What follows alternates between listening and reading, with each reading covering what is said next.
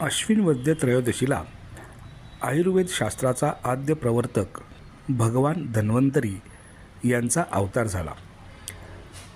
या दिवशी वैद्य लोक आयुर्वेदाची प्रगती व्हावी म्हणून धन्वंतरी जयंतीचा उत्सव साजरा करतात. धन्वंतरी हा देवांचा वैद्य म्हणजेच आयुर्वेदाचा डॉक्टर. धन्वंतरीला अमरवर, आदिदेव, अमृतयोनी, सुधापाणी, अब्ज अशी कितीतरी नावे आहेत.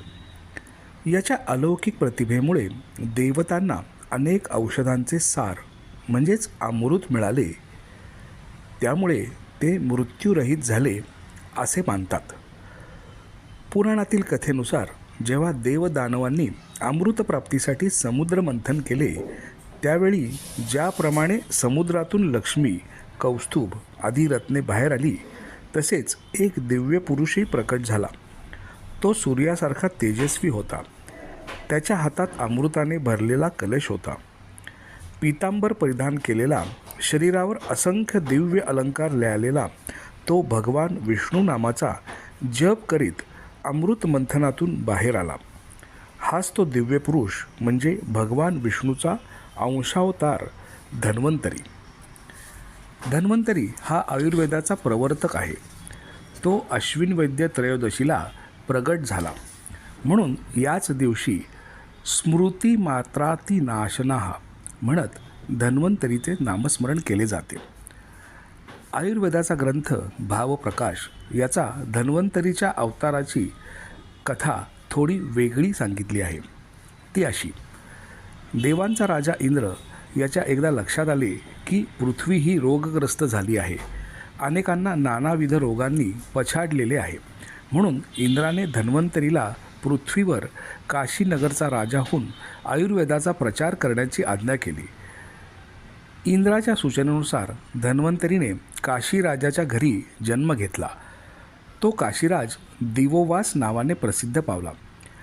दिवोवास हा साक्षात धन्वंतरीचाच अवतार आहे हे विश्वामित्र ऋषींनी ओळखले. त्यांनी मग त्वरित आपला पुत्र सुश्रुत यास धन्वंतरीकडे आयुर्वेद शिकण्यासाठी पाठवले. दिवोदासरूपी धन्वंतरीकडे शिकलेल्या सुश्रुताने पुढे सुश्रुत संहिता नावाचा अद्वितीय ग्रंथ लिहिला व महान आयुर्वेदाचार्य म्हणून तो नावरूपाला आला. धन्वंतरीने भारतीय आयुर्वेद म्हणजेच औषधांसंदर्भात फार मोठे काम केले आहे. आजही भारतात बऱ्याच मोठ्या प्रमाणात आयुर्वेदालाच मानणारा वर्ग अधिक आहे. आज आयुर्वेदाचे महत्त्व पाश्चिमात्य देशांनाही समजले आहे. भारतातील वैद्य धन्वंतरी जयंतीच्या दिवशी धन्वंतरीची यथासांग पूजा करतात. आयुर्वेदात नवे शोध लावणाऱ्या, असामान्य कार्य करणाऱ्या वैद्यांना धन्वंतरीच्या नावाने पुरस्कार दिला जातो. रोगाचे समूळ उच्चाटन करण्याचे सामर्थ्य असलेल्या आयुर्वेदाच्या या जनकास प्रत्येक भारतीयानेच नव्हे तर अखिल मानवजातीनेच पूजले पाहिजे. आयुर्वेदाच्या आहारविहारांच्या, तंदुरुस्तीच्या व पथ्यपाण्याच्या तत्वांचे काटेकोर पालन करून आपले स्वास्थ्य उत्तम राखण्याची प्रतिज्ञा धन्वंतरी जयंतीच्या निमित्ताने सर्वांनी केली पाहिजे.